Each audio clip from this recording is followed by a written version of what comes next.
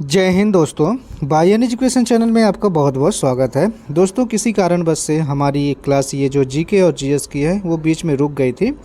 इसके पहले हमने 7 क्लास अपलोड कर चुका है चैनल पे। आप लोगों ने यदि उसको नहीं देखा है तो डिस्क्रिप्शन में लिंक दिया है प्लेलिस्ट का, वहाँ से आप लोग देख सकते हैं। अब ये डेली आपको शाम को 7 बजे ये क्लास देखने को मिलेगी इस चैनल पे। इसलिए चैनल पे पहली बार आए हैं, चैनल को सब्सक्राइब ज़रूर करें और वीडियो को लाइक करें और अपने दोस्तों में शेयर करें। बता दें, यहाँ आपको डेली 40 MCQ दिए जाएंगे, जिसका विस्तार से हम लोग अच्छे से पढ़ाई करेंगे, व्याख्या सहित पढ़ेंगे। और ये सभी कॉम्पिटिटिव एग्जाम के दृष्टिकोण से मोस्ट इम्पोर्टेंट वीडियो होने वाला है। आपको डेली PDF और नोट्स प्रोवाइड किए जाएंगे। टेलीग्राम चैनल का लिंक डिस्क्रिप्शन में दिया जाएगा, वहाँ से आप लोग डाउनलोड कर सकते हैं। और इसमें 40 क्वेश्चन होंगे, जिसमें से 30 तो कम से कम आपको करना ही करना है। ये आज हमारा 8वां दिन है। इसके पहले 7 क्लास अपलोड हो चुकी है। तो चलते हैं, स्टार्ट करते हैं। आज का पहला क्वेश्चन क्या कह रहा है। पहला क्वेश्चन है दोस्तों, शिवालिक की पहाड़ियाँ किस राज्य में स्थित हैं, आपको बताना है। तो जो शिवालिक है उसकी पहाड़ियाँ किस राज्य में है। आपके ऑप्शन है हिमाचल प्रदेश, बी गुजरात, और 3 नंबर में महाराष्ट्र, और चौथे में है आंध्र प्रदेश। तो आप यदि आपको किसी को भी पता रहे आंसर तो आप लोग कमेंट बॉक्स में उस कमेंट करके ज़रूर बताया करें। और लास्ट में अपना स्कोर ज़रूर चेक करें कि आपसे कितना क्वेश्चन का सही जवाब बना है। तो बता दें दोस्तों, इसका सही जवाब हो जाएगा ऑप्शन 1। ऑप्शन 1 में क्या है, हिमाचल प्रदेश। ऑप्शन 1 इसका सही जवाब हो जाएगा। चलते हैं, थोड़ा सा व्याख्या इसके बारे में पढ़ लेते हैं। सारा जो भी क्वेश्चन हमने लिया है, 40 ऑब्जेक्टिव लिया है, उसमें से सारा हम लोग पढ़ेंगे, ठीक है। थोड़ा सा व्याख्या भी जानेंगे, प्रत्येक क्वेश्चन से जो भी रिलेटेड फैक्ट रहेंगे उसको भी हम लोग पढ़ा करेंगे। तो बता दें दोस्तों कि जो शिवालिक की पहाड़ियाँ हैं वो हिमाचल प्रदेश में स्थित हैं। शिवालिक हिमाचल की गिरपद पहाड़ियाँ है। क्या है, गिरपद पहाड़ियाँ है। इसकी औसत ऊंचाई 600 मीटर है, ये याद रखिएगा, मोस्ट इंपॉर्टेंट है। हिमाचल श्रेणी तथा शिवालिक श्रेणी के बीच कुछ समतल रचनात्मक जो घाटियाँ हैं इन्हें दून कहते हैं। क्या कहते हैं, दून कहते हैं, और उसका नाम भी देहरादून है, ठीक है।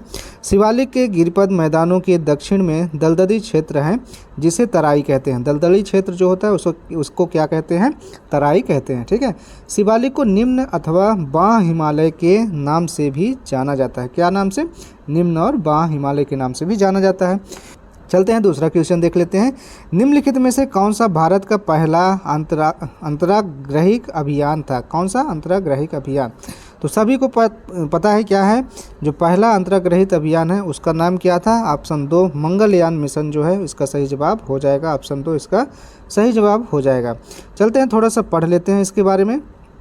मार्स ऑर्बिटल मिशन को मंगलयान भी कहते हैं। क्या कहते हैं, मंगलयान भी कहते हैं। यह भारत का प्रथम अंतराग्रहिक अभियान है। इस यान को कब लॉन्च किया गया था, 5 नवंबर 2013 को भारतीय अंतरिक्ष अनुसंधान संगठन, जिसको हम इसरो के नाम से शॉर्ट फॉर्म में जानते हैं, द्वारा प्रक्षेपित किया गया था। यह यान 24 सितंबर 2024 से मंगल ग्रह की कक्षा में स्थापित है। कब से, 24 सितंबर 2014 से, 24 बोला गया था, 2014 से, ठीक है। तब से ये क्या है, मंगल ग्रह में स्थापित है, ठीक है।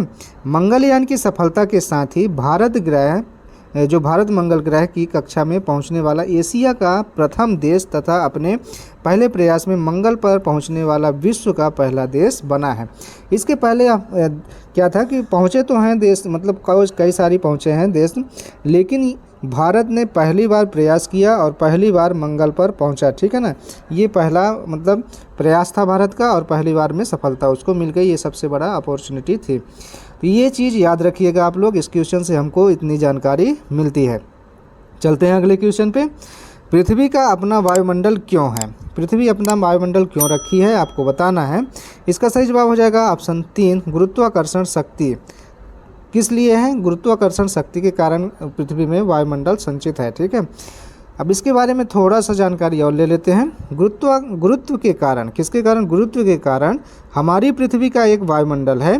गुरुत्व के कारण गैसें बाहर अंतरिक्ष में निकल जाने के बजाय, मतलब बाहर में अंतरिक्ष में निकलने के बजाय क्या करती हैं, पृथ्वी के निकट बनी रहती हैं। जितने भी गैसें वायुमंडल में हैं गुरुत्व के कारण ही टिकी रहती हैं पृथ्वी के निकट, ठीक है। और क्या कह रहा है, गुरुत्व वायुमंडल को सघन भी बनाता है तथा इसे पृथ्वी के निकट लाता है। इसके अतिरिक्त यह निचली परतों के विरुद्ध ऊपरी परतों को पीछे की ओर ढकेलता भी है, ठीक है ना। ये चीज़ आप लोग पढ़ लीजिएगा ध्यान से। चलते हैं अगले क्वेश्चन में। प्रेरक कौशल मस्तिष्क के कौन से भाग के साथ संबंधित होता है? प्रेरक कौशल मस्तिष्क के कौन से भाग के साथ संबंधित होता है, आपको बताना है। तो इसका सही जवाब हो जाएगा दोस्तों ऑप्शन 1 ललाट भाग। जो ललाट भाग होता है उसी के साथ ये संबंधित रहता है। अब चलते हैं, थोड़ा सा पढ़ लें। बोला है मोटर स्किल्स के लिए मानव शरीर में विभिन्न मांसपेशियों की गतिविधियों को नियंत्रित करने की आवश्यकता होती है। फ्रंटल लोब स्वैच्छिक गतिविधियों में महत्वपूर्ण भूमिका निभाता है। यह मुख्यतः मोटर का कॉर्टेक्स का स्थल है जो चलने फिरने की गतिविधि को संचालित करता है। फ्रंटल लोब समस्या समाधान, स्वतः प्राकृतिक प्रवृत्ति, स्मृति, भाषा परिवर्तन, निर्णय करने, आवेग नियंत्रण इत्यादि गतिविधियों को भी विनियमित करता है। ठीक है, अगला क्वेश्चन है प्रोटोजोआ के अलावा कौन सा एंजाइम जो होता है प्राणी जगत के सभी सदस्यों में मौजूद होता है? तो इसके अलावा कौन सा एंजाइम है जो सभी प्राणी जगत में उपस्थित होता है, इसको बताना है।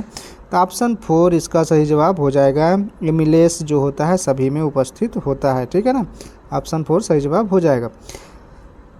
तो पढ़ते हैं थोड़ा सा इसके बारे में। प्रोटोजोआ में पाचन क्रिया कई एंजाइमों जैसे पेप्टीज, प्रोटीनेज, लाइपेज इत्यादि आदि द्वारा निष्पादित होती है। उदाहरण के लिए इंसुलिन प्रोटोजोआ के ग्लूकोज उत्ग्रहण में महत्वपूर्ण भूमिका निभाता है। हालांकि प्रोटोजोआ में एमाइलेज जो होता है उसकी कमी होती है जो वसा और स्टार्च के पाचन के लिए आवश्यक होता है।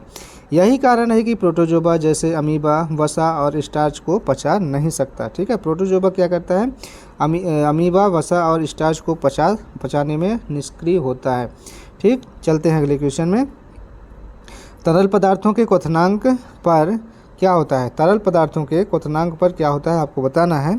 इसका सही जवाब हो जाएगा ऑप्शन 3 तापमान नियत रहता है। क्या रहता है? तापमान नियत रहता है। चलते हैं इसके बारे में थोड़ा सा जानकारी ले लेते हैं। पदार्थ की एक विशिष्ट विशेषता यह है कि स्थिर परिवर्तन के दौरान तापमान स्थिर रहता है और इसके आसपास का दबाव भी स्थिर रहता है। द्रव एक स्थिर तापमान पर गैसीय अवस्था में परिवर्तित हो जाता है जिसे इसका क्वथनांक कहते हैं। एक ऐसा तापमान होता है जिस पे जो द्रव होता है वो वाष्पीकृत हो जाता है, उसको हम क्या कहते हैं? उसका क्वथनांक कहते हैं। उदाहरण के लिए जब जल को 100 डिग्री सेल्सियस पर गर्म किया जाता है और वो उसकी अवस्था को क्या कहते हैं? गैसीय अवस्था कहते हैं। तो उसमें परिवर्तित हो जाता है और इसका तापमान कितना हो जाता है? 100 डिग्री सेल्सियस क्वथनांक कहलाता है। क्वथनांक का मान 100 डिग्री सेल्सियस कहलाता है। ठीक है, अगला क्वेश्चन है दोस्तों, वातावरण का वह स्तर जो इलेक्ट्रॉन और धनात्मक आयन के कुछ अंशों के मिश्रण से बना है वह क्या कहलाता है? तो बताना है इसका सही जवाब।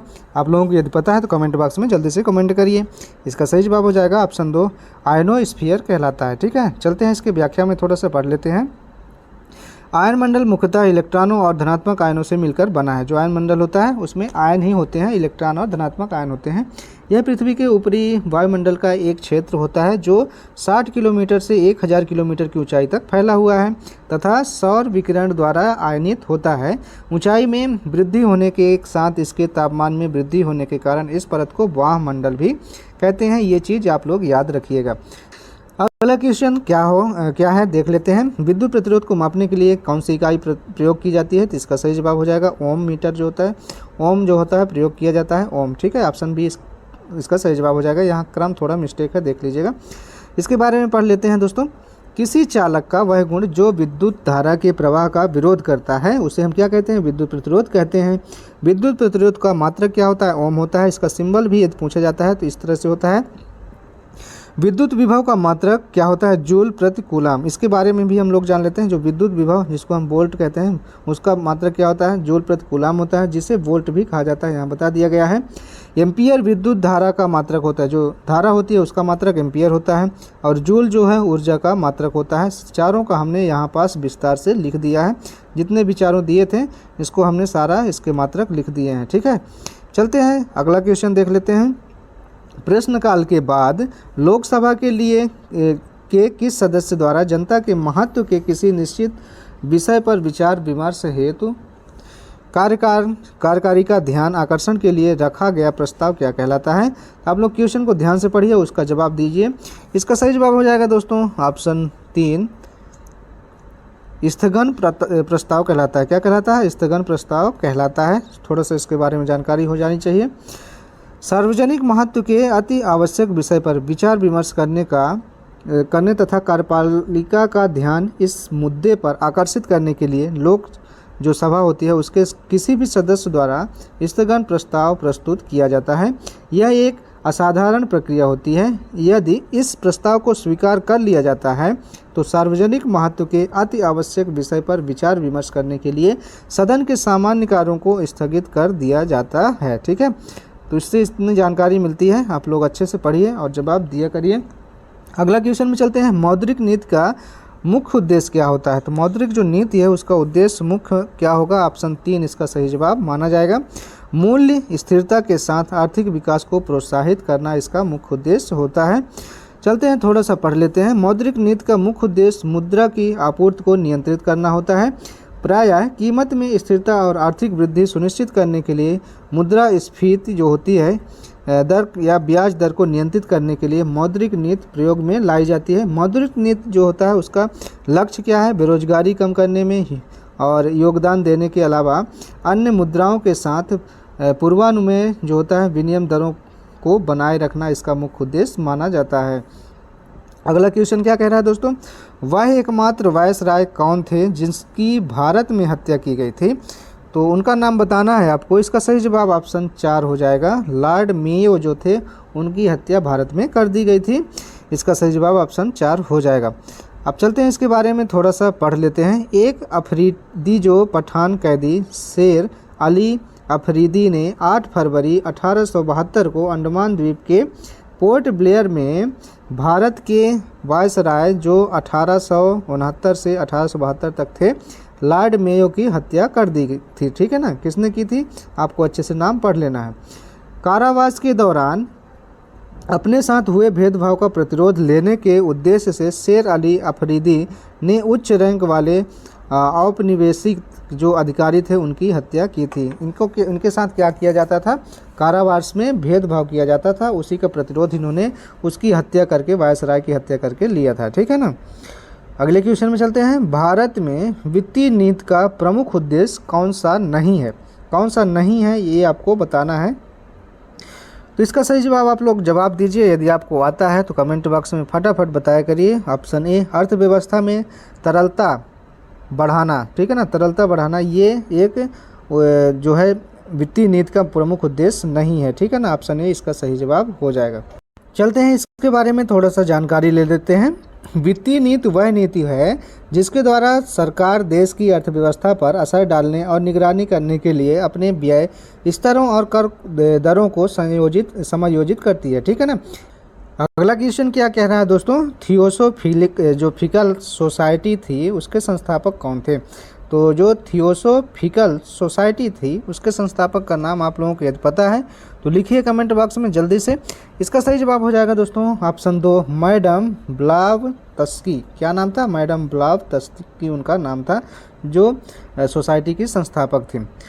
थोड़ा सा इसके बारे में जानकारी ले लेते हैं। थियोसोफिकल जो सोसाइटी थी उसकी स्थापना 17 नवंबर 1875 को आधिकारिक रूप से हेलेन पेट्रोवना ब्लावत्स्की जो थी कर्नल हेनरी स्टील ओलकाट और विलियम क्वेज जज और अन्य के द्वारा न्यूयॉर्क सिटी अमेरिका में की गई थी।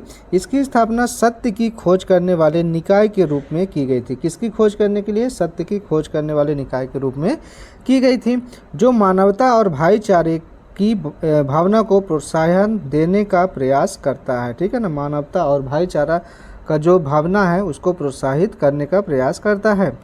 अगले क्वेश्चन में चलते हैं। भारत के प्रथम फील्ड मार्शल कौन थे? तो सबसे प्रथम फील्ड मार्शल भारत के कौन थे? इसका सही जवाब हो जाएगा ऑप्शन 4, SHFJ मानेकशॉ। क्या नाम था? मानेकशॉ।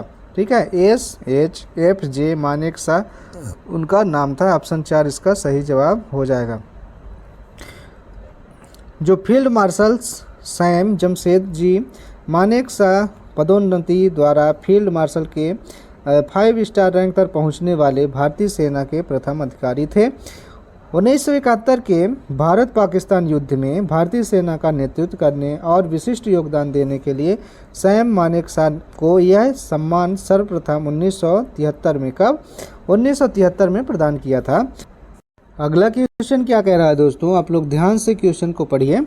धरती सभी के लालच के लिए नहीं बल्कि सभी की आवश्यकताओं की पूर्ति के लिए पर्याप्त साधन उपलब्ध कराती है, यह कथन किसने कहा था? तो ऑप्शन इसका कौन सा सही जवाब हो जाएगा? ऑप्शन 2, महात्मा गांधी जी ने ऐसा कथन कहा था। और चलते हैं इसके बारे में थोड़ा सा जानकारी ले लेते हैं।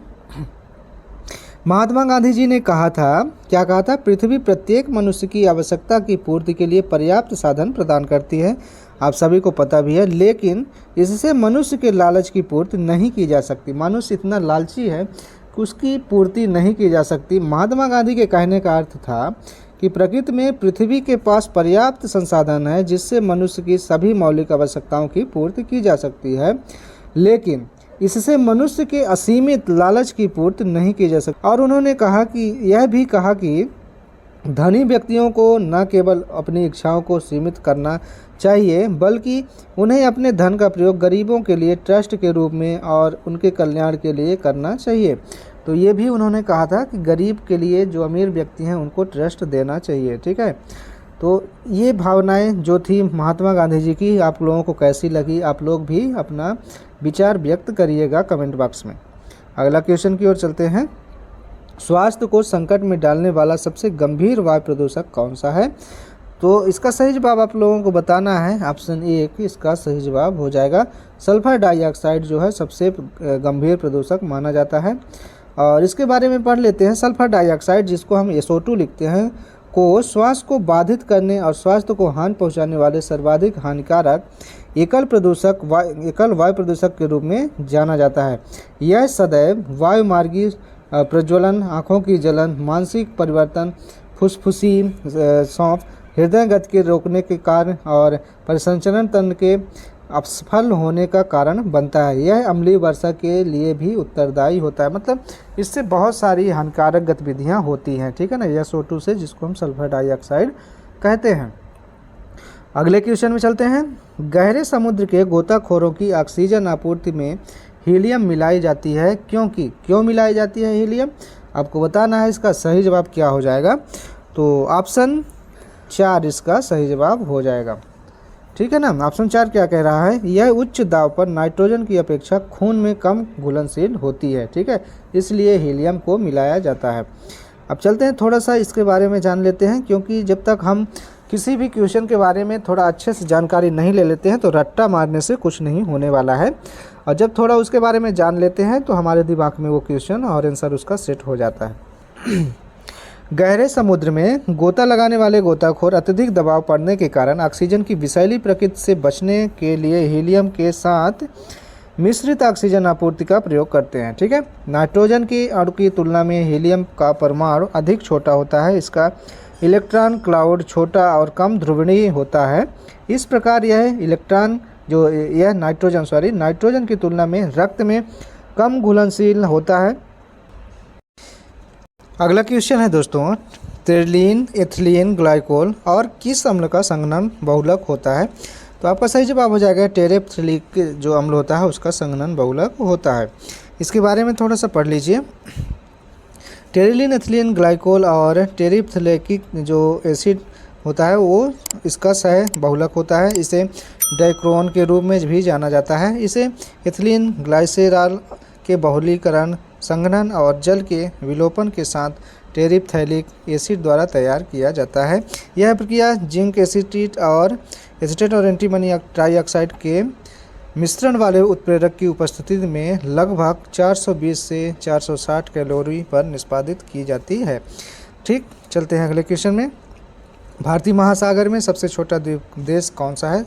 तो सबसे छोटा द्वीप देश आपको बताना है। इसका सही जवाब हो जाएगा ऑप्शन 1 इसका सही जवाब हो जाएगा। मालदीव है जो सबसे छोटा द्वीप देश होता है। नेक्स्ट क्वेश्चन में चलते हैं। इसके बारे में आप लोगों को पढ़ना है तो थोड़ा सा पढ़ लीजिए। मालदीव क्षेत्रफल और जनसंख्या की दृष्टि से न केवल हिंद महासागर बल्कि एशिया का भी सबसे छोटा देश माना जाता है। और मालदीव में 1192 से अधिक प्रवाल द्वीप हैं जो 90,000 वर्ग किलोमीटर में फैले हुए हैं, जो इसे विश्व के सर्वाधिक बिखरे हुए देशों में से एक बनाता है। ठीक है, ये प्रवाल द्वीप भारत के दक्षिण पश्चिम में स्थित है, जिन्हें दक्षिण एशिया का भाग माना जाता है। ठीक है, अगला क्वेश्चन में चलते हैं।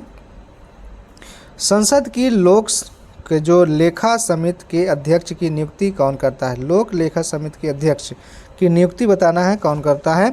इसका सही जवाब हो जाएगा दोस्तों ऑप्शन 3, लोकसभा का अध्यक्ष इसकी नियुक्ति करता है। ठीक है, तो इसके बारे में थोड़ा सा जान लीजिए। संसद की लोक लेखा समिति, जिसको हम पीएसी कहते हैं, कि अध्यक्ष की नियुक्ति लोकसभा के अध्यक्ष द्वारा की जाती है। 1967 से इस समिति के अध्यक्ष का चयन विपक्षी दल के नेताओं में से किया जाता है। पीएसी का संगठन जो पीएसी का गठन है प्रत्येक वर्ष किया जाता है, जिसके सदस्यों की संख्या कितनी रखी जाती है? 22, और उससे अधिक नहीं होती है। ठीक है ना, 22 से अधिक नहीं होनी चाहिए। इन 22 सदस्यों में लोकसभा के 15 और राज्यसभा के 7 सदस्य शामिल होते हैं। 15 लोकसभा के और 7 राज्यसभा के सदस्य शामिल होते हैं। अगला क्वेश्चन कह रहा है दोस्तों, निम्नलिखित में से कौन संवैधानिक संस्था नहीं है? संवैधानिक संस्था इनमें से कौन सी नहीं है, आपको बताना है। इसका सही जवाब हो जाएगा ऑप्शन 2, कर्मचारी चयन आयोग जो है संवैधानिक संस्था नहीं मानी जाती है। और इसके बारे में पढ़ लीजिए। संघ लोक सेवा आयोग अनुच्छेद 315 और 323 के बीच में जो है, चुनाव आयोग अनुच्छेद 324 और वित्त आयोग अनुच्छेद 280 संवैधानिक निकाय होते हैं। कर्मचारी चयन आयोग, जिसको हम एसएससी बोलते हैं, भारत सरकार और अधीनस्थ कार्यालयों के विभिन्न मंत्रालयों और विभागों में विभिन्न पदों के लिए कर्मचारियों की भर्ती के लिए भारत सरकार के अंतर्गत एक संगठन होता है। यह कमीशन कार्मिक और प्रशिक्षण विभाग डीओपीटी, जिसको हम बोलते हैं, क्या बोलते हैं? डीओपीटी बोलते हैं, का एक संलग्न कार्यालय माना जाता है। ठीक है, नेक्स्ट क्वेश्चन है दोस्तों, राष्ट्रपति के चुनाव में निम्न में से कौन भाग लेता है? आप लोगों को बताना है। आप लोग ऑप्शन देख के ध्यान से पढ़ के और जवाब दिया करिए। आपका स्कोर कितना है लास्ट में बताया करिए। इसका सही जवाब आपका हो जाएगा दोस्तों ऑप्शन 1, संसद के दोनों सदनों एवं राज्य विधानसभा के सभी निर्वाचित सदस्य मिलके जो है राष्ट्रपति का चुनाव में भाग लेते हैं। ठीक है ना, इसके बारे में पढ़ लीजिए। राष्ट्रपति का निर्वाचन परोक्ष रूप से भारत के संसद के निर्वाचित सदस्यों, राज्यों के विधानसभाओं और दिल्ली और पुडुचेरी के संघ शासित प्रदेशों के निर्वाचित सदस्यों द्वारा किया जाता है। और राष्ट्रपति का 5 वर्ष की अवधि के लिए चुने जाते हैं। जो राष्ट्रपति होते हैं उनका कार्यकाल 5 वर्ष होता है। अगला क्वेश्चन है दोस्तों, वातावरण में प्रदूषकों की सांद्रता को मापा जाता है, तो किस में मापा जाता है आपको बताना है। इसका सही जवाब हो जाएगा ऑप्शन 2, पार्ट पर मिलियन में मापा जाता है। ठीक है, इसके बारे में थोड़ा सा पढ़ लेते हैं। हवा में प्रदूषकों की सांद्रता को उसके कुल मात्रा के अनुपात के संदर्भ में परिभाषित किया जाता है। वायुमंडल में प्रदूषक गैसों को आमतौर पर प्रति मिलियन भागों, जिसको हम पीपीएम बोलते हैं, पर मिलियन भागों द्वारा मापा जाता है। पीपीएम एक विमाहीन मात्रा होती है। कैसी राशि है? विमाहीन राशि होती है। ठीक है ना, याद रखिएगा। नेक्स्ट क्वेश्चन में चलते हैं।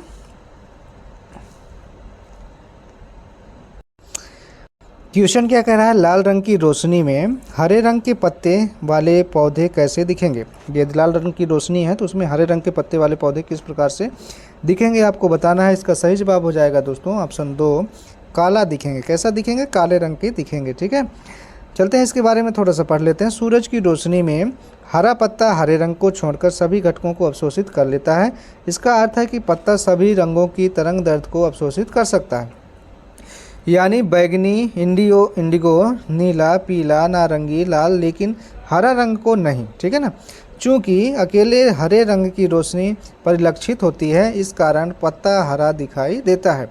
लाल रंग के अंतर्गत हरा रंग सहित सभी रंग अवशोषित कर लिए जाते हैं, इसलिए पत्ता काला दिखाई देगा।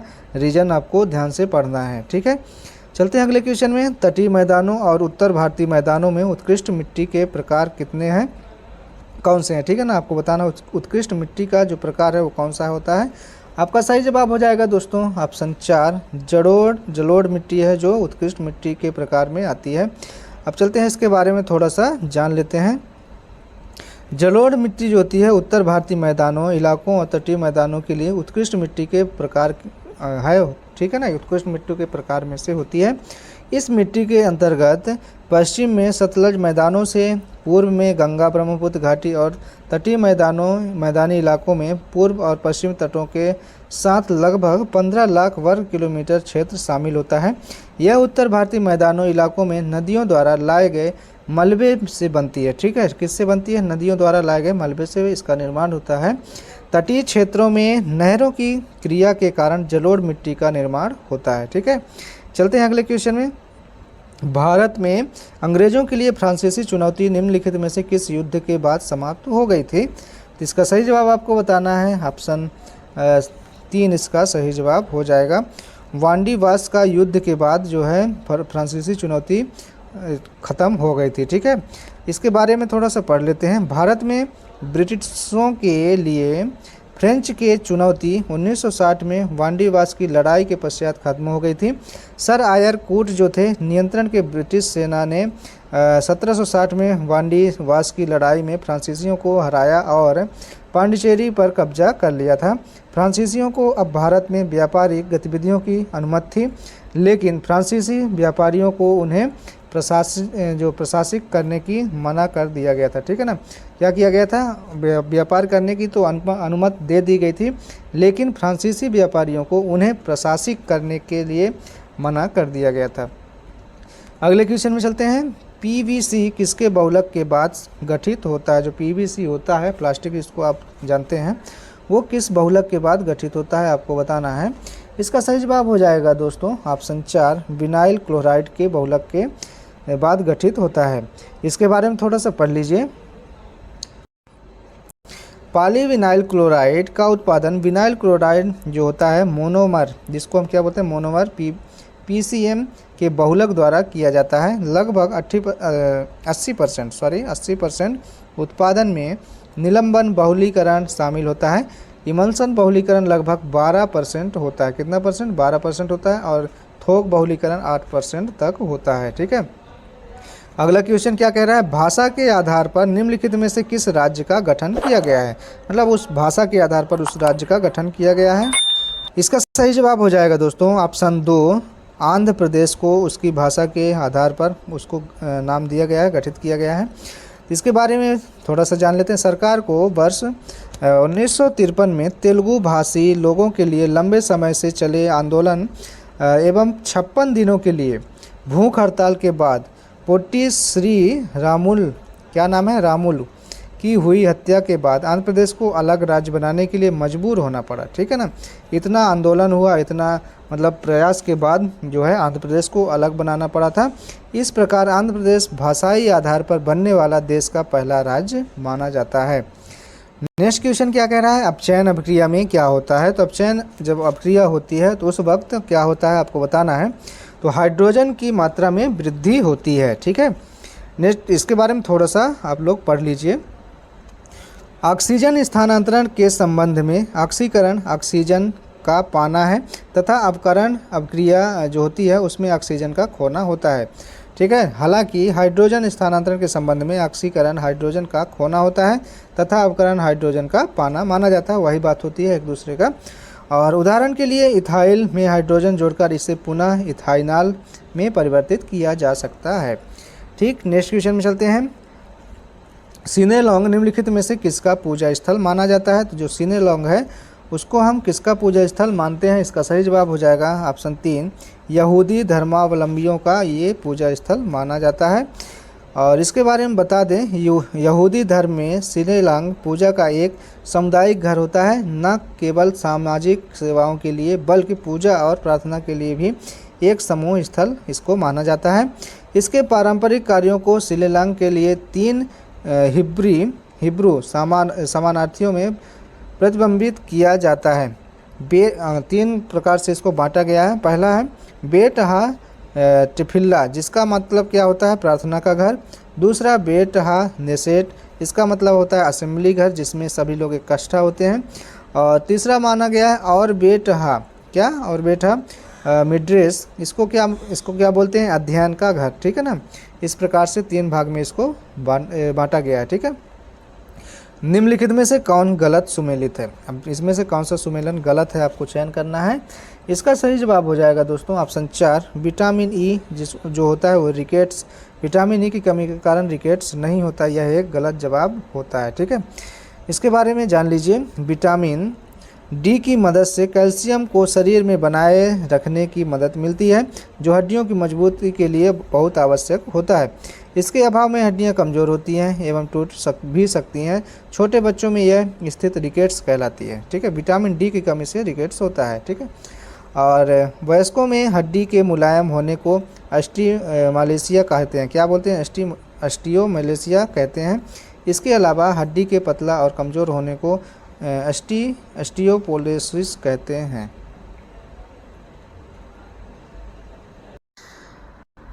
अगले क्वेश्चन में चलते हैं। क्वेश्चन क्या कह रहा है, ध्यान से पढ़िए। निम्नलिखित में से कौन सा जो है सुमेलन गलत है। तो इसमें से आप देख रहे हैं ऑप्शन 4 जो है गलत जवाब होगा। विटामिन ई की कमी से रिकेट्स नहीं होता, क्योंकि विटामिन डी की कमी से रिकेट्स होता है। ठीक है, और बाकी सब सही है। ठीक है, तो इसके बारे में थोड़ा सा आप लोग पढ़ लीजिए। विटामिन डी की मदद से कैल्शियम को शरीर में बनाए रखने की मदद मिलती है, जो हड्डियों की मजबूती के लिए अति आवश्यक माना जाता है। ठीक है ना, और वयस्कों में हड्डियों के मुलायम होने को इतना पढ़े थे। इसके अलावा जो होता है, इसके अभाव से, जो विटामिन डी के अभाव से हड्डियां कमज़ोर हो जाती हैं, टूट भी सकती हैं। ठीक है ना, छोटे बच्चों में यह स्थिति रिकेट्स कहलाती है। क्या कहलाती है? रिकेट्स कहलाती है। और वयस्कों में हड्डी के मुलायम होने को क्या बोलते हैं? ऑस्टियोमालेशिया कहते हैं। इसके अलावा हड्डी के पतला और कमज़ोर होने को क्या बोलते हैं? ऑस्टियोपोरोसिस बोला जाता है। ठीक है ना, ये आप लोग ध्यान रखिएगा। चलते हैं अगले क्वेश्चन में। छत्तीसगढ़ में लौह और इस्पात का कारखाना कहाँ स्थित है? तो इसका सही जवाब आप लोगों को बताना है। इसका ऑप्शन 3 सही जवाब हो जाएगा। भिलाई में लौह और इस्पात का कारखाना स्थित है। ठीक है, इसके बारे में जान लीजिए। भिलाई इस्पात संयंत्र भारत के छत्तीसगढ़ में भिलाई में स्थित इस्पात कारखाना है। यह भारत का पहला इस्पात उत्पादन संयंत्र माना जाता है तथा मुख्यतः रेलों की पटरियों का उत्पादन यहाँ होता है। इस संयंत्र की स्थापना सोवियत संघ की सहायता से 1955 में हुई थी। कब हुई थी? 1955 में, याद रखिएगा। इस कारखाने की स्थापना दूसरी पंचवर्षीय योजना 1956 से 1961 तक जो चली थी, उसके अंतर्गत कराई गई थी। ठीक है, नेक्स्ट क्वेश्चन क्या कह रहा है दोस्तों? BSE सेंसेक्स जो होता है वो कितने स्टॉक्स पर आधारित होता है? इसका सही जवाब आपको बताना है। ऑप्शन 3 इसका सही जवाब हो जाएगा। 30 स्टॉक्स पर आधारित होता है। इसके बारे में थोड़ा सा जानकारी ले लीजिए। BSE सेंसेक्स, या जिसको हम क्या बोलते हैं, मुंबई शेयर बाजार संवेदी सूचकांक, भारत का एक मूल भारित सूचकांक होता है। मुंबई शेयर बाजार में 1986 में सेंसेक्स की रचना की गई थी। कब? 1986 में। और आज इसकी सिर्फ भारत में ही नहीं बल्कि विदेशों में भी प्रमुख इंडेक्स में गणना होती है। ठीक है, सेंसेक्स में 30 कंपनियों को समाहित किया गया है। ये मोस्ट इंपोर्टेंट हो सकता है। नेक्स्ट क्वेश्चन क्या कह रहा है दोस्तों? भारतीय संविधान में किस अनुच्छेद में वित्तीय आपात का वर्णन किया गया है? तो अनुच्छेद जो 360 है उसमें वित्तीय आपात का वर्णन हुआ है दोस्तों, याद रखिएगा। अब इसके बारे में थोड़ा सा पढ़ लीजिए। अनुच्छेद 360 राष्ट्रपति को वित्तीय आपातकाल घोषित करने की शक्ति देता है यदि वह संतुष्ट है कि एक ऐसी स्थिति उत्पन्न हुई है जिसके कारण भारत की वित्तीय स्थिरता खराब होती है। एक बार संसद के दोनों सदनों द्वारा अनुमोदित होने पर वित्तीय आपातकाल निरंतर जारी रहता है जब तक इसे रद्द नहीं किया जा सकता। तो याद रखिएगा, जितनी भी बातें की गई है ये मोस्ट इम्पोर्टेंट होती हैं। अगला क्वेश्चन क्या कह रहा है? रिफ्ट घाटी में भारत की कौन सी नदी बहती है? तो इसका सही जवाब आपको बताना है। ऑप्शन 2 इसका सही जवाब हो जाएगा। जो ताप्ती नदी है जो रिफ्ट घाटी में बहती है। और इसके बारे में थोड़ा सा जान लीजिए आप लोग। तापी भारत की उन नदियों में से एक है जो एक नदी घाटी से बहती है। यह सतपुड़ा रेंज के 2 हिस्सों के बीच पश्चिम की तरफ महाराष्ट्र राज्य के जलगांव पठार क्षेत्र में और गुजरात राज्य के सूरत के मैदान के माध्यम में खवात की खाड़ी के बीच बहती है। ठीक है, इतना आप लोगों को समझ में आ गया। और बता रहा है रिफ्ट घाटी के माध्यम से बहने वाली अन्य नदियों में छोटा नागपुर पठार में दामोदर नदी शामिल है और विध्वंस और सतपुड़ा पर्वतमाला के बीच नर्मदा शामिल है। ठीक है, नेक्स्ट क्वेश्चन में चलते हैं। टीकाकरण क्या होता है? टीकाकरण से क्या मतलब है आपको बताना है। इसका सही जवाब हो जाएगा दोस्तों ऑप्शन 3 कृत्रिम सक्रिय उपार्जित प्रतिरक्षा होता है। ठीक है, क्या मतलब होता है टीकाकरण का? कृत्रिम सक्रिय उपार्जित प्रतिरक्षा। इसके बारे में थोड़ा सा समझ लीजिए, टीकाकरण क्यों जरूरी है और क्यों कराना चाहिए। टीका जीवों के शरीर में कृत्रिम रूप से प्रतिरोधकता विकसित करने के लिए बनाया गया द्रव्य होता है, जिसके प्रयोग से शरीर की किसी रोग विशेष से लड़ने की क्षमता बढ़ जाती है। शरीर की विभिन्न रक्षा पंक्तियों को भेद कर परजीवी रोगकारी जीवाणु अथवा विषाणु शरीर में प्रवेश कर पनपते हैं और जीव विष उत्पन्न कर अपने परपोषी के शरीर में रोग उत्पन्न करने में सक्षम होते हैं। इनके फलस्वरूप शरीर की कोशिकाएं भी जीव विष तथा उसके उत्पादन सूक्ष्म कीटाणुओं की आक्रामक प्रगति के विरोध में स्वाभाविक प्रतिक्रिया द्वारा प्रतिजीविक प्रतिरक्षी और प्रतिरक्षित पिंड उत्पन्न करती है, जिसके कारण उसके अंदर विषाणुओं का उत्पादन हो जाता है और हमारे शरीर में बीमारियां होने लगती हैं। ठीक है, अगला क्वेश्चन क्या कह रहा है? निम्न में से कौन सा युग्म सही सुमेलित है? अब हमको सही सुमेलित युग्म छांटना है। इसका सही जवाब आपको बताना है। ऑप्शन 1 जो है युग्म सही है, बाकी तीनों गलत हैं। आप लोग ध्यान से पढ़िएगा। जो कुचिपुड़ी है आंध्र प्रदेश की प्रसिद्ध नृत्य शैली होती है। यह पूरे दक्षिण भारत में मशहूर है। इस नृत्य का नाम विजयवाड़ा के निकट स्थित कुचेलमपुरम नामक गांव के ऊपर पड़ा था। ठीक है, ये भी पूछ सकता है किसके गांव के किस नाम पे, मतलब किस गांव के नाम पर इसका नाम पड़ा, तो आप लोग बताइएगा। आगे क्या कह रहा है? जहां रहने वाले ब्राह्मण इस पारंपरिक नृत्य का अभ्यास करते थे। परंपरा के अनुसार कुचिपुड़ी नृत्य मूलतः केवल पुरुषों द्वारा किया जाता था और वह भी केवल ब्राह्मण समुदाय के पुरुषों द्वारा। ये ब्राह्मण परिवार कुचिपुड़ी को भागवत थालू कहलाते थे। ठीक है ना, ये जो ब्राह्मण समुदाय थे जो इस नृत्य का आनंद उठाते थे या इसका अभ्यास करते थे, उनको क्या बोला जाता था? भागवत थालू कहते थे। ठीक है, चलते हैं अगले क्वेश्चन में। संयुक्त राष्ट्र सुरक्षा परिषद में अस्थायी सदस्यों के निर्वाचन की अवधि कितने समय के लिए होती है? तो इसका सही जवाब आपको बताना है। ऑप्शन 3 इसका सही जवाब हो जाएगा। 2 वर्ष के लिए होती है। ऑप्शन 3 इसका सही जवाब हो जाएगा। इसके बारे में थोड़ा सा पढ़ लेते हैं। संयुक्त राष्ट्र सुरक्षा परिषद में 5 स्थायी सदस्यों और 10 निर्वाचित गैर स्थायी सदस्य होते हैं। प्रत्येक वर्ष आम सभा 2 वर्ष के कार्यकाल के लिए 5 गैर स्थायी सदस्यों का चुनाव करती है। 10 गैर स्थायी सीटों को क्षेत्रीय आधार पर वितरित किया जाता है। संयुक्त राष्ट्र चार्टर का अनुच्छेद 23 सुरक्षा परिषद की संरचना से संबंधित होता है। ठीक है, नेक्स्ट क्वेश्चन क्या कह रहा है? निम्नलिखित में से, और ये क्वेश्चन आज का लास्ट क्वेश्चन होगा दोस्तों, ध्यान दीजिएगा। निम्नलिखित में से कौन से वे 2 राजवंश थे जो खिलजी वंश से पहले स्थापित हुए थे? आपको बताना है। इसका सही जवाब हो जाएगा ऑप्शन 3 गुलाम वंश एवं तुगलक वंश जो हैं वो खिलजी वंश से पहले स्थापित किए गए थे। जिसके बारे में थोड़ा सा जानकारी और ले लेते हैं। खिलजी राजवंश जो है 1290 से 1320, गुलाम वंश जो है 1206 से 1290 के बाद था और उसके बाद तुगलक वंश आया। 1920 से 1414 तक का शासनकाल इसका रहा था। दिल्ली सल्तनत पर शासन करने वाले 5 राजवंशों में से 2 अन्य थे, जिसका नाम है सैयद राजवंश और लोधी राजवंश। ठीक है, तो दोस्तों आज का ये वीडियो यहीं तक रहा और इसमें हमने 40 क्वेश्चन शामिल किए थे जो जीके और जीएस के मोस्ट इम्पोर्टेंट क्वेश्चन थे और जो प्रत्येक एग्जाम में देखे जाते हैं, कई बार आए भी हैं। तो आप लोगों को ये वीडियो कैसा लगा आप लोग कमेंट बॉक्स में ज़रूर कमेंट करें, और जो मैंने ऐड किया व्याख्या वो आप लोगों को कैसी लगी।